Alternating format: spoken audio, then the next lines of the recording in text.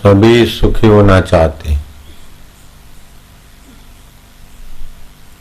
लेकिन इंद्रियों के आकर्षण में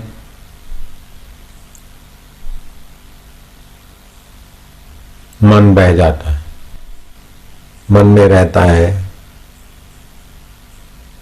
आकर्षण, कुछ बनने का, कुछ देखने का, उससे भी पार हो जाए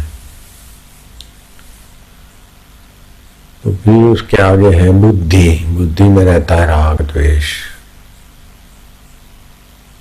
लेकिन जो परमात्मा का चिंतन करता है उसकी बुद्धि राग द्वेष छोड़ देती है और बहुत तेजी से बढ़ती है।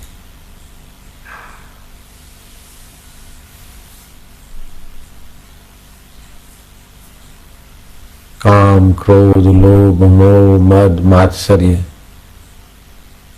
इन दोषों के कारण अपना ब्रह्म स्वभाव ढका हुआ है। कलयुग में योग साधना तोतापुरी महाराज बोलते थे, रामकृष्ण के गुरुदेव, संभव नहीं है। लेकिन ब्रह्म ज्ञान की, संसार की नश्वरता और परमात्मा की शाश्वतता, ये ब्रह्म ज्ञान की साधना सभी के लिए सुगम है।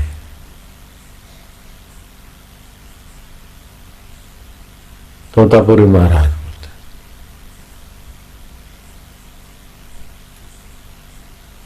ब्रह्म चिंतन और विकारों से उपरांत।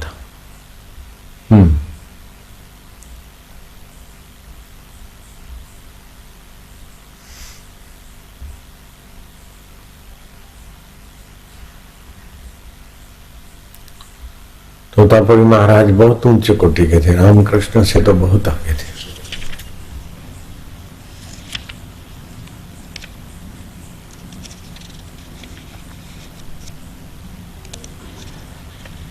बहुत बहुत ऊंची स्थिति के धनी थे। 60-60 साल से तो लोगों ने देखा वैसे के वैसे।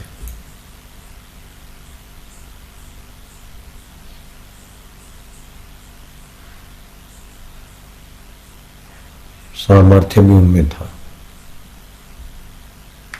त्याग, वैराग और ज्ञान की तो मूर्ति थे, मूर्ति तोतापुरी महाराज। हाँ, बाबा ने कहा, मैंने हर किस्म की साधना की। बाबा जी माना तोतापुरी महाराज, रामकृष्ण के गुरु। हठ योग, राजयोग, वेदांत विचार, सब कुछ। इसके बाद ही मैं तुम लोगों से कह रहा हूँ कि साधारण मनुष्य के लिए वेदांत विचार का मार्ग ही अधिक उपयोगी है। योग साधना के लिए दृढ़ शरीर तथा कष्ट सहिष्णुता की आवश्यकता है। इसके अलावा योग सिद्ध गुरु, अच्छा वास स्थान तथा अच्छा आहार अनिवार्य है। योग साधना के लिए सभी शर्तें हैं, वो आजकल पूरी नहीं होती। शुद्ध देश, काल, एकांत, फलाना, ये सब। लेकिन आत्मविचार तो झाड़ू लगाते समय भी हो।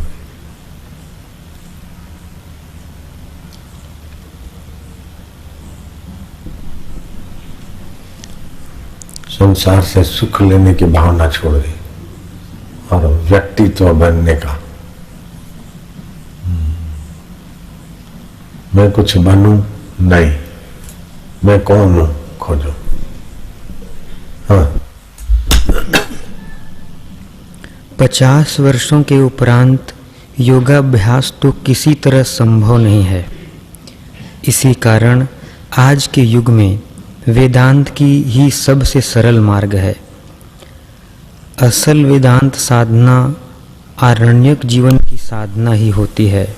समर्थ रामदास ने भी कहा, अगर अपना कल्याण करना चाहते तो मनुष्य को अद्वैत ज्ञान, सब में एक, एक में सब, उस पर आना ही पड़ेगा।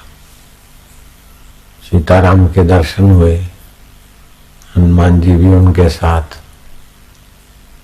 समर्थ के साथ मिले, फिर भी ब्रह्म ज्ञान के सिवाय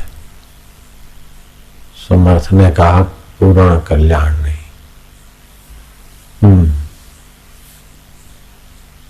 साधना के मार्ग में समय समय पर दैव का आघात आता रहता है। इसे सुरविघ्न कहते हैं। मानव देवताओं को पशु सेवक विशेष होता है। मानव द्वारा अनुष्ठानित सेवा, पूजा, उत्सर्ग इत्यादि पर उनका काफी आकर्षण है। जब वे देखते हैं कि वही मानव साधना के माध्यम से मुक्त होता जा रहा है, अर्थात सेवक उच्चतर लोक की ओर चला जा रहा है, तब वे बाधा देते हैं। ऐसे समय में स्त्री पुत्रों पर आघात आता है, आर्थिक वैयक्तिक संकट आते हैं। इस विघ्न को जो मानव बर्दाश्त कर आगे बढ़ते हैं, उस पर देवता प्रसन्न होते हैं और उसकी सहायता करते हैं। देवता दयालु भी है, सहायता भी करते हैं। पहले जरा आजमाते हैं, फिर दया भी करते, दयालु स्वभाव, सात्विक सज्जन है। हाँ जी।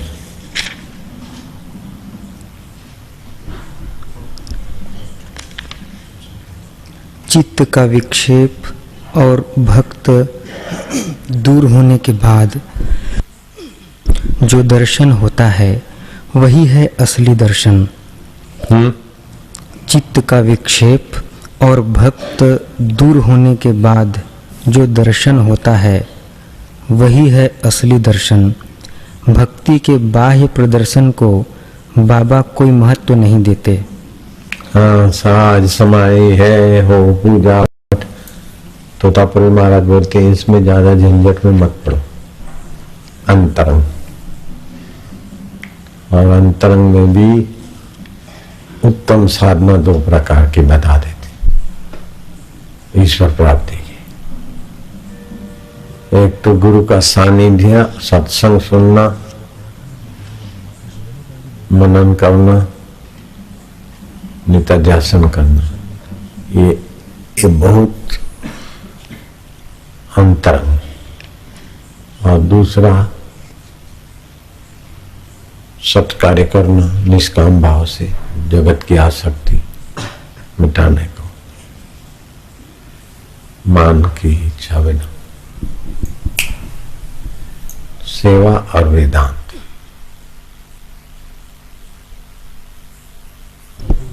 दो बताते थे। साधना के दो प्रशस्त पथ हैं। पहला इस जगत को मिथ्या समझकर चलना एवं त्याग वैराग्य के पथ से कर्म संन्यास लेना। त्याग वैराग्य के भाव से कर्म करना, कर्म के फल की इच्छा नहीं रखना।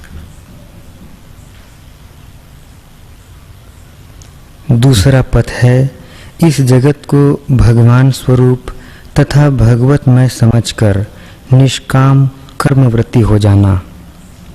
पहला अद्वैत तथा दूसरा द्वैत मार्ग है।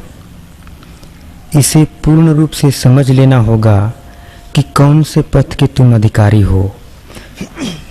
इसीलिए गुरु की आवश्यकता पड़ती है। मूर्ख अज्ञानी गुरु नहीं, ब्रह्मविद गुरु। हाँ, जिसको आत्मा का साक्षात्कार हुआ ऐसा गुरु मिले। जो भगवान को अपने से दूर अलग मानता है, ऐसे को तो मूर्ख बोलते। भगवान अलग होगा तो टूट नहीं जाएगा। अपने से अलग है, दूर है तो सर्वव्यापक कैसे?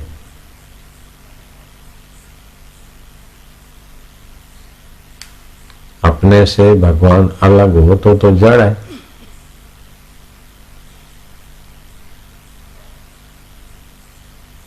और अपने भगवान से अलग हो जाए तो अपन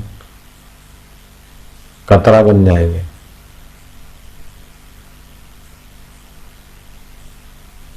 जैसे नाक में आकाश, मुंह में आकाश, कान में आकाश, तो क्या बहुत आकाश हो गए? क्या एक ही आकाश है? जो नाक वाला है वही मुंह वाला, वही कान वाला, वही हृदय वाला, और वही बाहर। ऐसे ही चैतन्य अंतःकरण में जो चैतन्य है वही ब्रह्मांड में व्याप रहा है। हमारे से भगवान अलग होंगे तो जड़ होंगे, तो क्या भला करेंगे? अगर हमारे से हम भगवान से अलग हैं तो टुकड़ा है, कतरा।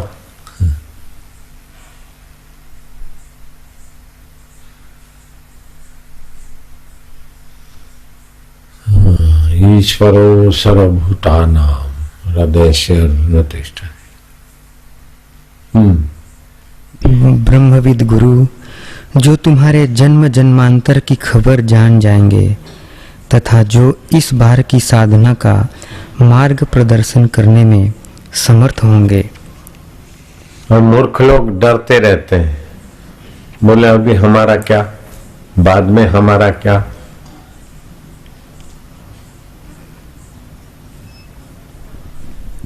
सहारा ढूंढते रहते हैं।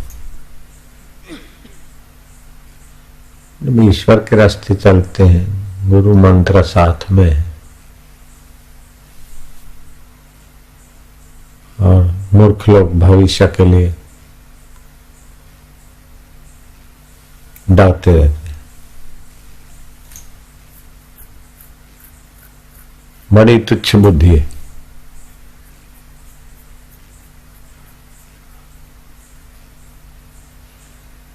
बहुत हल्की बुद्धि है।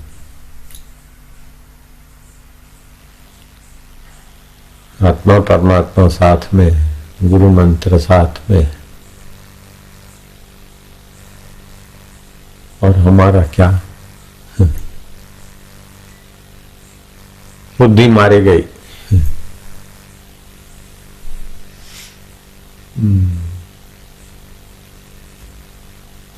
मारी गई, बढ़ेगी बुद्धि।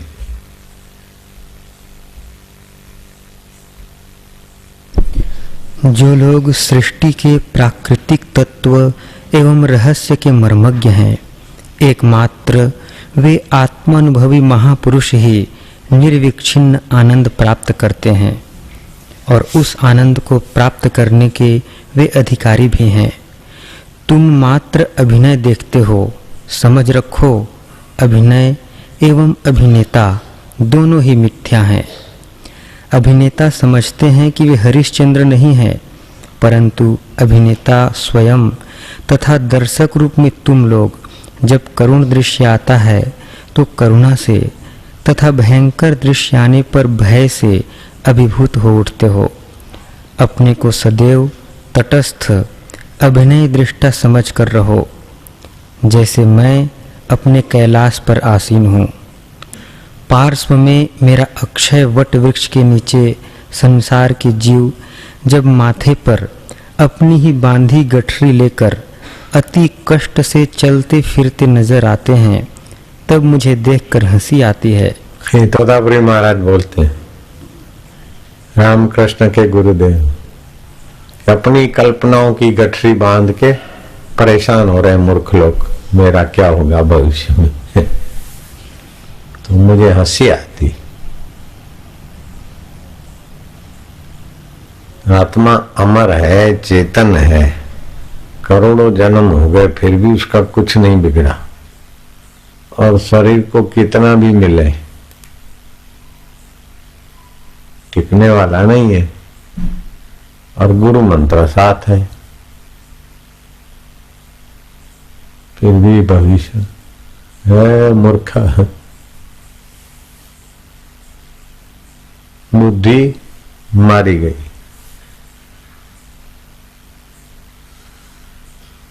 न आत्मा परमात्मा में विश्वास, न अपने भाग्य पे, न अपने गुरु मंत्र पे।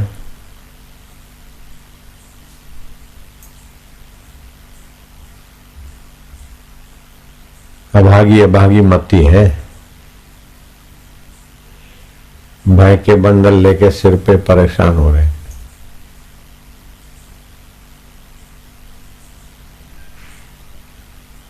मुझे देखकर हंसी आती है, इसलिए हंसी आती है, इसलिए कि ये लोग गठरी स्वयं बांधकर स्वयं कल्पना की गठरी सिर पे।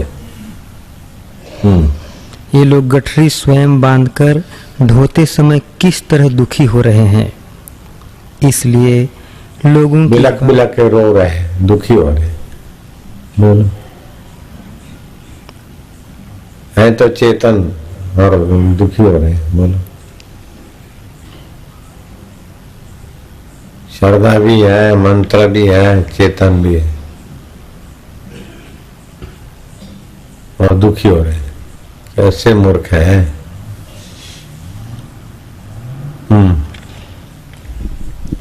इसलिए लोगों की बातचीत से सुख तथा शांति मिल पाना बड़ा मुश्किल है। लोगों की बातों में आओगे तो शांति और सुख नहीं।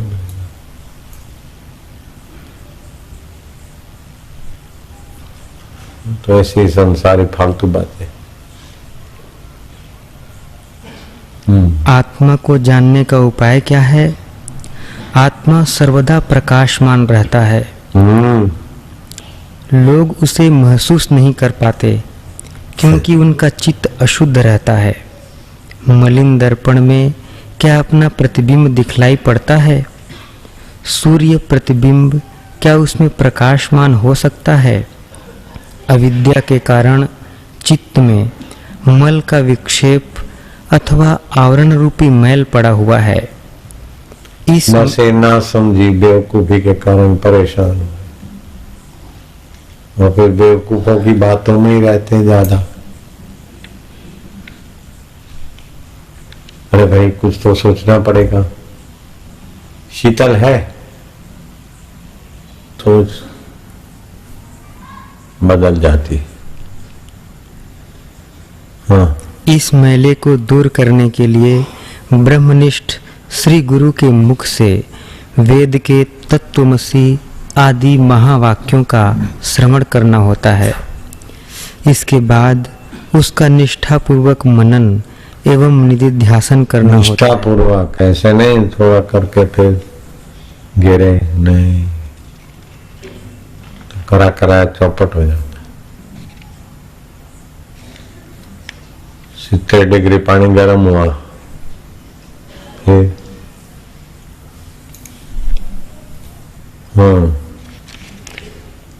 यही वेद द्वारा दर्शाया गया कल्याणकारी पथ है। इस प्रपंच में विश्व सृष्टि के स्वप्न रूप में समझने से तथा क्षण भंगुर बुद्बुद के रूप में कल्पना करने से। ये संसार क्षण भंगुर है, कोई सार नहीं, पच मरना है। हे राम जी, मरुभूमि का मृग होना अच्छा है, मूढ़ों अज्ञानियों का संग।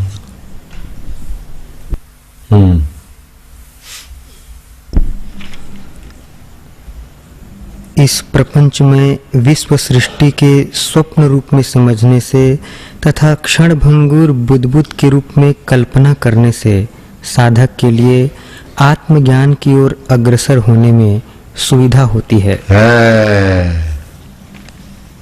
गुरु के सन्मुख जाए के सहे कसोटी दुख, कहे कबीर वो दुख पर कोटि वारो सुख, दुर्जन की करुणा बुरी। पक्का कराओ।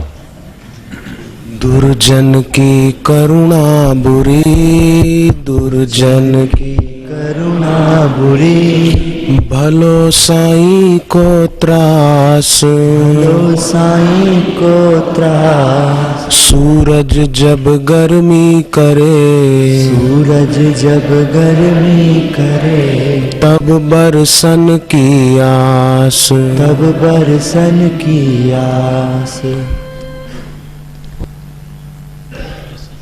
गुरु के सन्मुख जाए के, गुरु के सन्मुख जाए के, सहे कसोटी दुख, सहे कसोटी दुख, कहे कबीरवा दुख पर, कहे कबीरवा दुख पर, कोटि वारों सुख, कोटि वारों सुख। हरि हरि हो।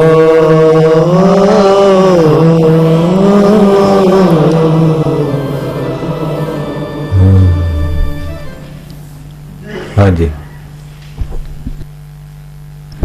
मैं तो आज एक ही दवाई लेकर बैठा हूँ, भव रोग की दवाई। तोतापुरी महाराज बहुत बहुत ऊंचे, आज ही हमने इनका सुना। एक ही बहुत दवाई कम लेकर बोलते बैठा हूँ, कम बोलते बहुत। भव रोग की दवाई। अभागा मनुष्य मेरे पास भव बंधन के लिए आकर खड़ा होता है। नई नई आकांक्षाओं की पूर्ति के लिए मेरे पास दौड़ा चला आता है, किंतु मेरी असली दवाई की बात तथा परम मुक्ति की बात पर वह ध्यान नहीं देना चाहता। भाग्य मनुष्य, मैं जो हीरे देना चाहता हूँ, परम पद देना चाहता हूँ, उधर ध्यान नहीं देते। संसारी चीजें मांगते, ये कर दो वो कर दो। है मूर्ख, उससे दुख मिट जाएगा, संसारी चीजें मिलेगी तो।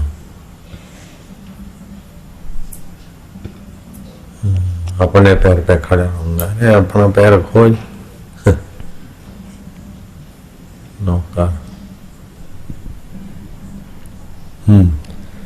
लोग जगत सृष्टा परम पुरुष को नहीं चाहते, आत्मज्ञान की परम प्राप्ति को भी नहीं चाहते। बोलो, वो परमात्मा बैठा साथ में, सृष्टि करता, उसको छोड़ के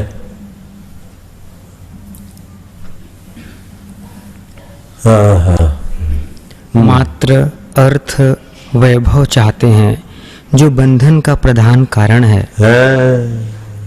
बंधन बढ़ेगा।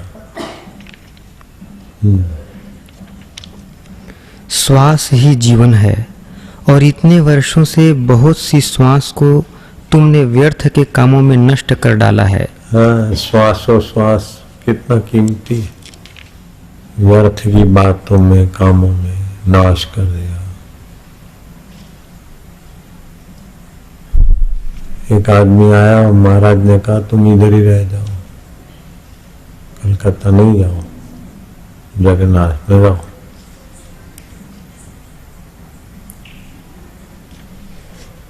वो गया और मर गया, बात नहीं मानी।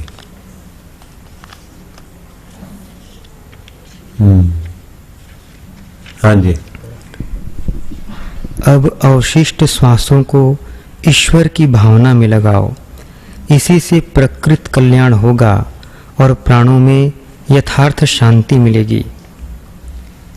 एक दिन बाबा ने कहा, जिस मनुष्य ने आत्मज्ञान का अर्जन नहीं किया तथा प्रवृत्ति के प्रताड़न स्वरूप असहाय होकर भटकता रहता है। हाँ, प्रवृत्ति संसार वो असहाय रहेगा।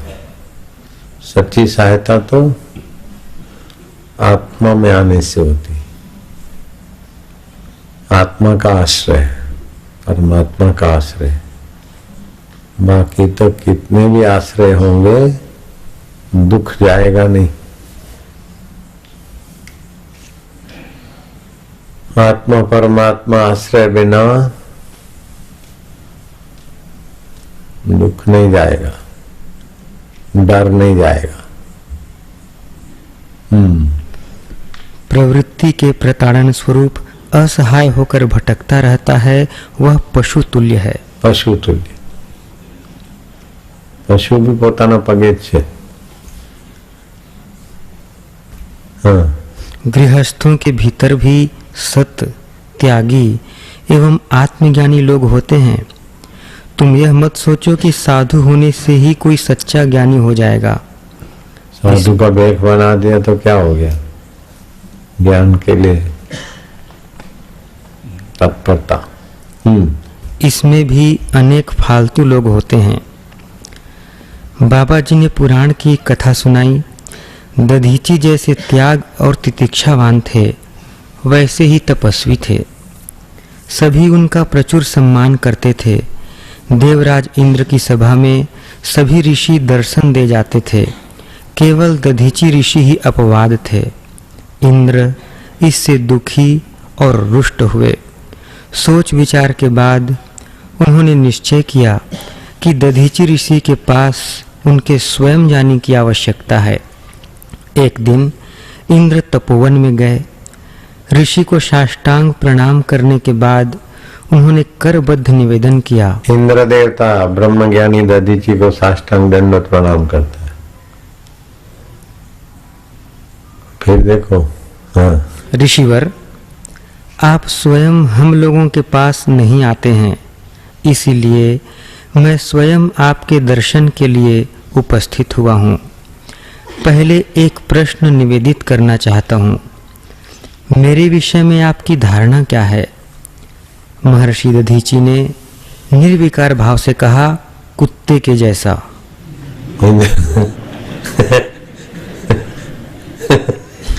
इंद्र की आवाज निकल गई। देवराज इंद्र चौंक गए। यह आप क्या कह रहे हैं ऋषिवर? देवराज, मैंने ठीक ही कहा है। तुम राजस्व का भोग कर रहे हो तथा इंद्रियों की चर्चा तो कुत्तों का कार्य है। संसार में इंद्रियों की चर्चा होगी। कूतरो भटके न सुख माटे, एम संसार में पोताना पगे। इसीलिए तुम्हारे और कुत्तों के कार्यों में मुझे कोई पार्थक्य नहीं दिखाई पड़ा। इंद्र को,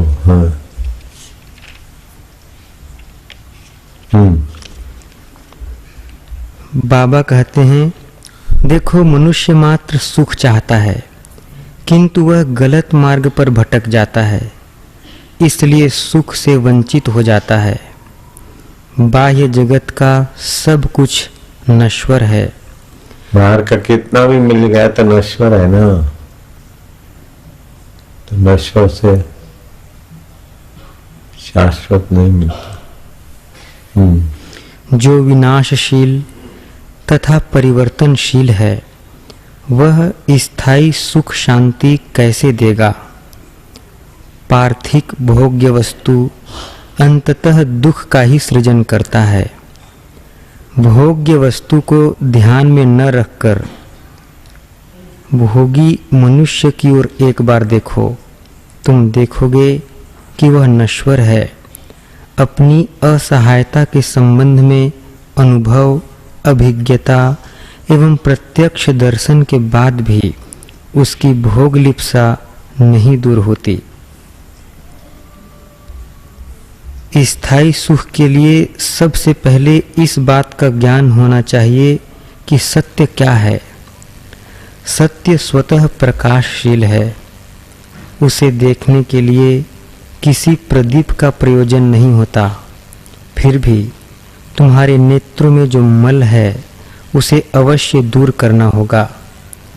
सत्य को देखने के लिए पहले दृष्टि दोष को दूर करो। सत्य के बारे में भी मूल बात है सत्य का संधान। अपने संबंध में सत्य किस तरह प्रतिभास होता है, यह सत्य बता देता है कि बाह्य दृश्यमान पदार्थ मात्र जड़ ही नहीं है तथा मैं अदृश्य एवं चैतन्यमय हूँ। जड़ पदार्थ में अहम भावना का बोध करते ही उसका दोष जैसे जड़ता, क्षणभंगुरता, विनाशत्व, इसकी अपने भीतर उपलब्धि होने लगती है। चैतन्य में अहम भावना करने पर चैतन्यमय स्वरूप भावुक हो उठेगा तथा सत्य चित आनंद स्वरूप हो उठेगा। अपना सत्य चित आनंद स्वरूप जागृत हो उठेगा। ये संसार वस्तु शरीर सब जड़ नश्वर मरने वाले। तो गुरु को भी शरीर नहीं, गुरु को भी सत्य चित आनंद माता कल्याण।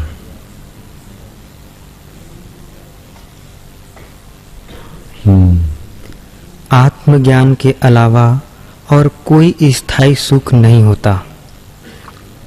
आत्म तत्व के नीचे ही आश्रय को यही सर्व सिद्धि दाता होता है। श्रुति में भी कहा है, जैसा का है खो से बचने का आत्मा परमात्मा को पाए।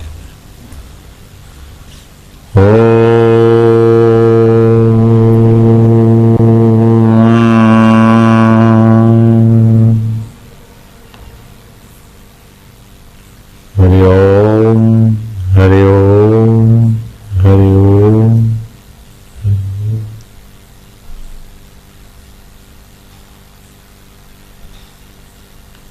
ओम हरि ओम हरि ओम।